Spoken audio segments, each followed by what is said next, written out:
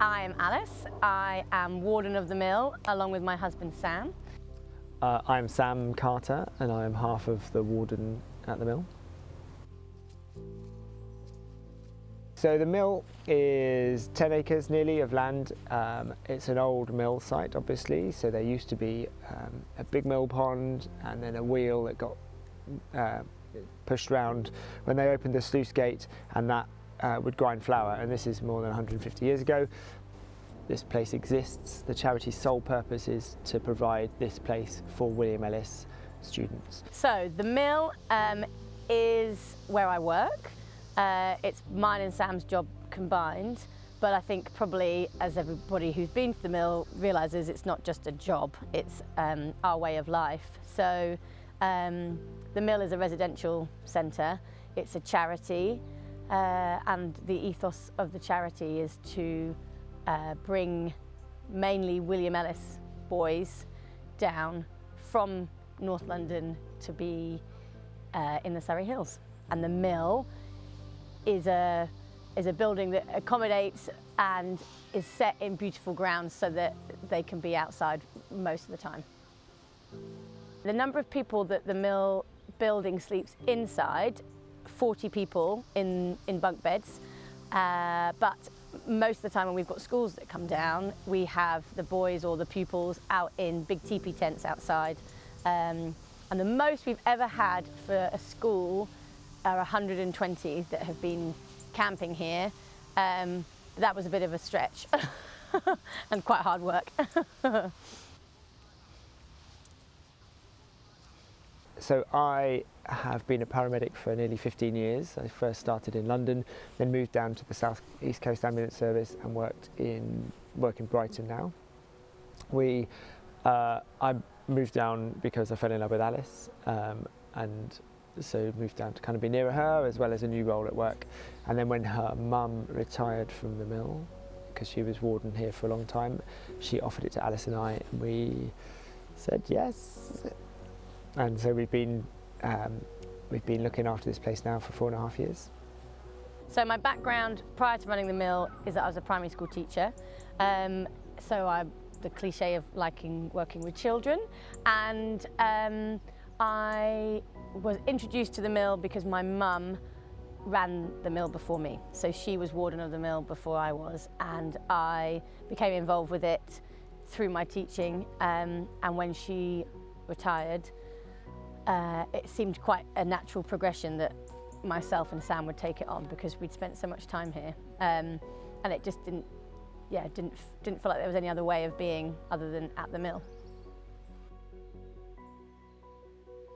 When schools and pupils come here with William Ellis, they are looked after by the school staff. So the school staff, William Ellis staff, are in charge then of the activities, and mine and Sam's role is looking after the building and doing all of the catering. So we make sure they're well fed and make sure the building is fit for purpose and that they're safe. What we've started to do more recently is to invite primary schools down from mainly Camden Borough to come down and have their residentials here. So years 5 and 6 that come and have either 2 nights or 3 nights here, sometimes 4 nights, and we run all sorts of activities that I think are brilliant. So I'm sat now in the ropes course. We do shelter building on site, and we've done it off site as well. The walk up the hill to the top of Leith Hill Tower is amazing, where you can see the south coast and you can see Wembley at the same time. We cook on the campfire, so they make damper, which is really fun. We have an escape room, so they have an activity that they've got to do to escape one of the rooms here. And we do geocaching, an activity which is basically a really, really fun treasure hunt, and but using geocaches and GPS devices to find all these different geocaches. So it's they're always busy, always doing things, and it's fun. It's really fun. What I like to see in the boys or the pupils when they're here and what they take away from it, from their experience of 2 or 3 nights or 4 nights here is a freedom to just explore. And I don't know, I've grown up in the countryside, but being in a inner city school, I think probably from what the teachers say, it's so nice to see the kids just be in a safe environment that's huge and they can just run around and be free. I think something that I always remember early on was a group of Year 9 pupils coming down, and all of the boys were really concerned that they didn't have any mobile reception and they weren't allowed on the Wi-Fi, and oh no, this is going to be really awful. Actually, I was then walking around the site and I walked around the corner and there was a boy hiding in a bush, and I said, "Oh, are you okay?" And he's hiding, and they were playing 40-40, and I thought, well, you haven't even thought about your phone. So I think it's just hopefully giving them exposure to the outdoors and taking risks, taking new challenges on, and sleeping outside, which I think maybe a lot of them haven't done before. Well, when some of the Year 7 boys turned up in my first ever year working here, and they were waving their phone in the air and they said, "I can't get any signal," and then they asked, "How do you eat?" because I haven't seen a Tesco's in ages, and then they said, "Do you still drive a horse and cart?" because it feels like we're back in the dark ages. For them to come and experience that and come from a very urban environment to then half a day later be playing sword fighting and hiding in bushes and playing 40-40, that sort of reimagining of what it's like to be a child for those individuals is just fantastic. So kids come away having been scared by a crane fly and having got wet and cold and muddy feet and maybe bump themselves when they fall off the ropes course, but all of those things are learning experiences for everybody who comes here.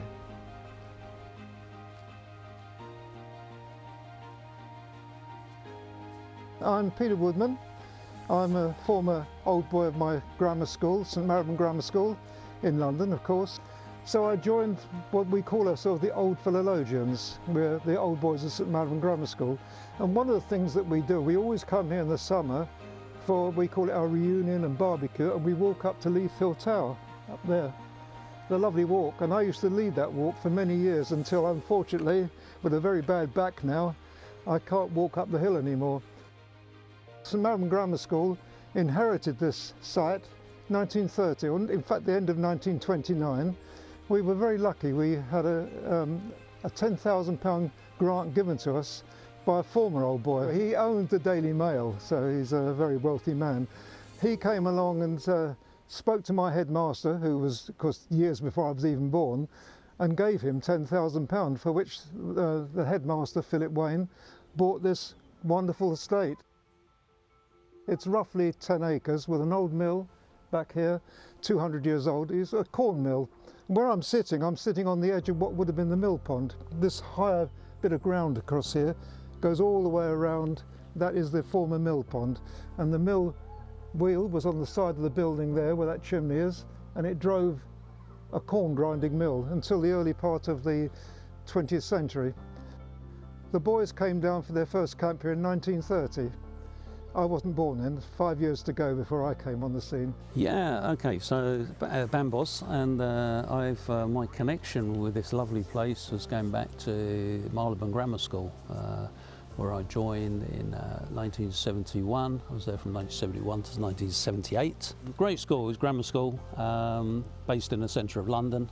And the affinity with this place at the time, we had once a year, we were basically in a sort of busy city right in the centre of London, no exposure to the countryside at all until Forest Green was established, and effectively we came out once a year for to enjoy the countryside, and that's really why the original founder of this site decided to create this as an experience for young kids who basically in London, the big smoke and no experience at all of countryside. Well, I didn't, of course, come here until early 1948, 47 maybe, 48, that's right. I started at St Marylebone Grammar School as a grammar school boy, had won my scholarship. You didn't go to this camp in your first years, but in the second year, that's when you came to the camp. 2 forms came, 60 boys. We used to camp in that field over there. There used to be 13 tents along the back there with 5 boys in each tent and 3 masters in their tent field down there. We loved it. And it wasn't as if I'd never been to the country, because obviously I'm born in 1935, I'd been evacuated during the war, so I knew the country very well.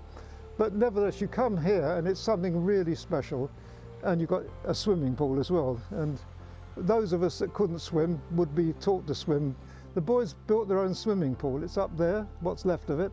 They hand dug it out there. There are no safety helmets at all, no safety boots.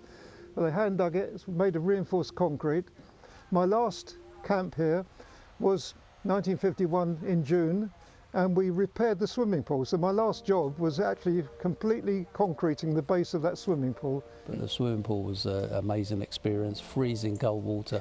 We used to jump in there, and I remember it was full of leeches in those days. So, you know, if you're swimming around, all of a sudden you come out and these little leeches are stuck on.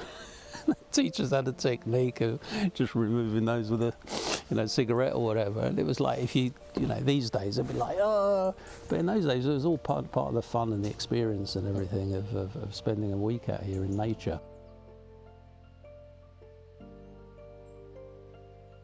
Looking at the site today, it brings back a lot of memories. Much of it hasn't changed from those days.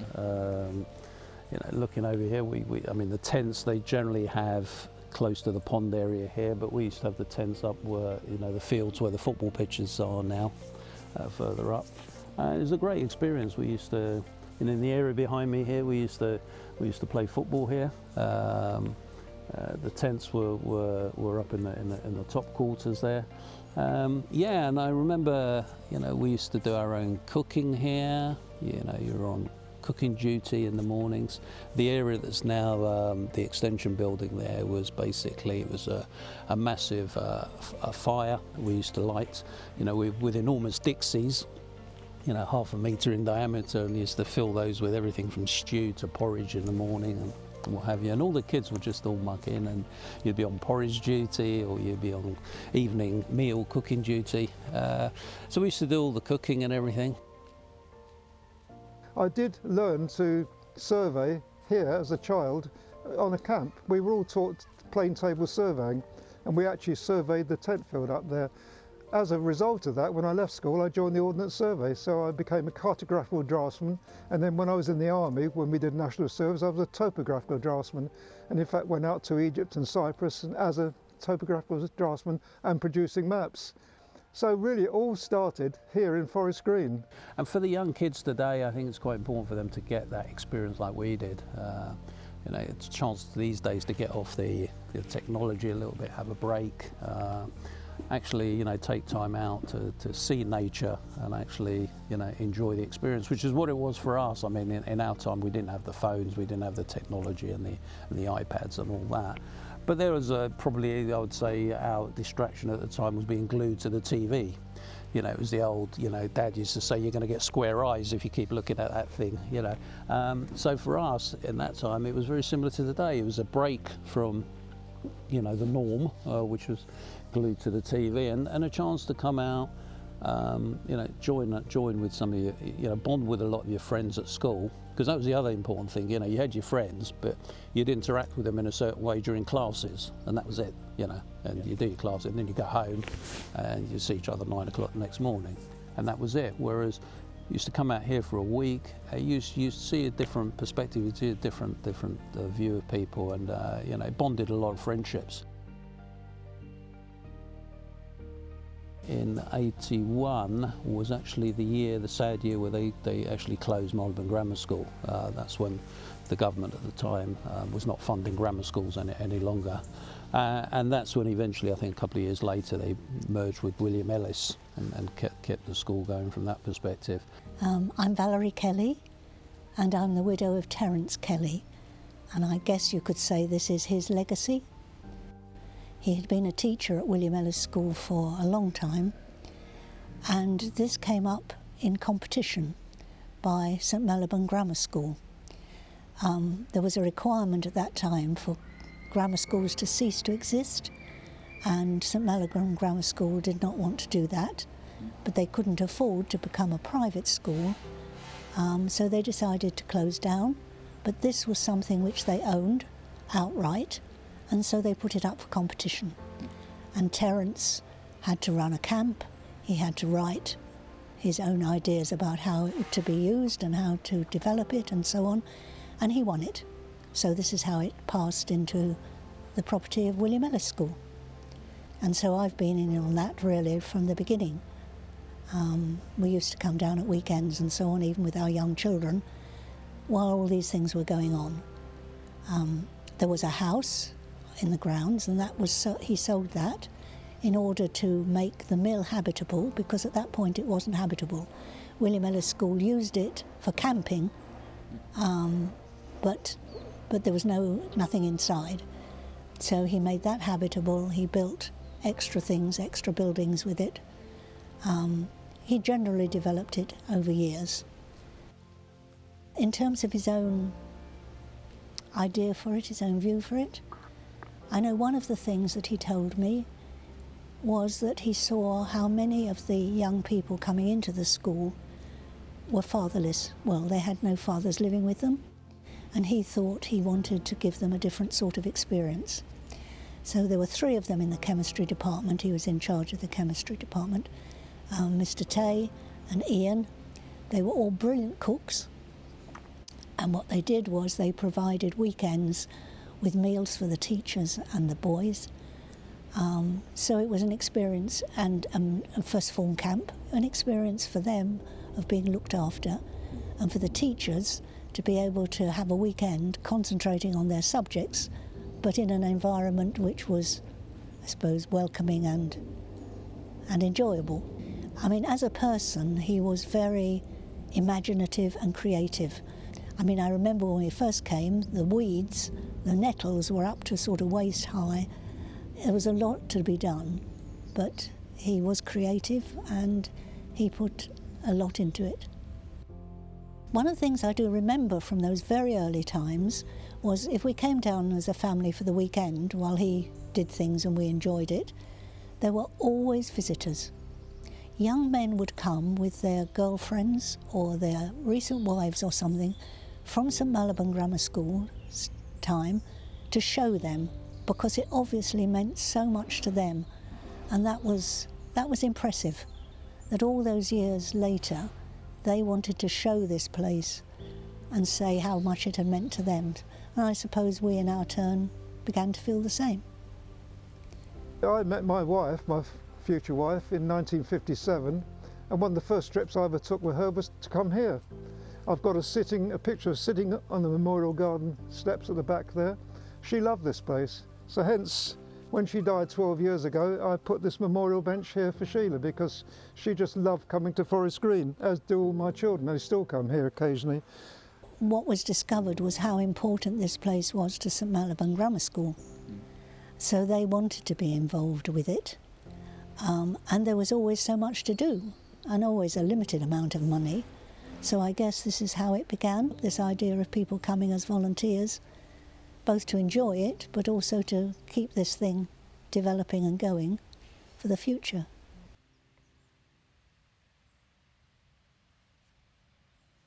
As wardens of the mill, we hold 3 working weekends a year, which run Friday to Sunday. We invite volunteers to come down. You'll get a dinner, you'll get fantastic food and cake all weekend long.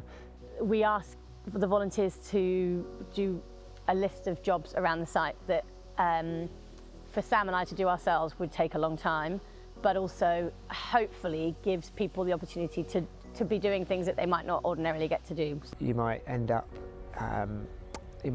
chopping back trees or bushes, pulling out bracken. You might end up doing, depending on your skills, you might end up doing some woodwork or putting signs up, or weeding or spreading gravel or chopping logs. So all sorts of activities around the site to help us manage this place, because it's huge and it's never ending. So having a team of people for a working weekend is absolutely crucial to allowing us to fulfil the potential of this site. We then spend the evening having an evening meal and chatting around the table and just hopefully have an enjoyable weekend outside. That's what the working weekend is, really. brilliant experience. We come 3 times a year for the working parties. Fabulous place. I mean, it brings back lots and lots of memories of those childhood days, you know, when we were at school. And to see much of the site is still exactly as it was. I mean, the fountain down below is where we used to wash in the morning. You used to have cold taps, fill up a steel bowl, and you remember the traditional enamel bowls, fill them with cold water and just, you know, give yourself a quick, and that was it. You know, rain or shine, whatever the temperatures, and that was it. And you know, it's all still there and brings back some fond memories. And then I discovered that some of these boys were coming here for what they called working weekends, and I didn't even know about that for the first 10 years of being an Old Philologian. Having found out they come here to do working weekends, I thought I must do this, so down I came, and we do it 3 times a year, residential. We can stay in the mill, which is very nice because we always camped before, and we do whatever is required. I like to consider, I do heavy jobs, and I don't like things like cutting grass and that sort of stuff, but I like constructing things because my background is construction. And the people who still come for the working weekends and the annual barbecues, which I attended a few weeks back, some of these guys have stayed friends for 40, 50 years, you know, and it's this sort of site, and you know, that kind of brings them all together. You know, it's a common denominator for all of us. You know, if you remember the old campsite, you remember Forest Green, and it just brings everybody together. And hopefully, with the generations now that are coming and experiencing there, you know, they'll have the same empathy with the site.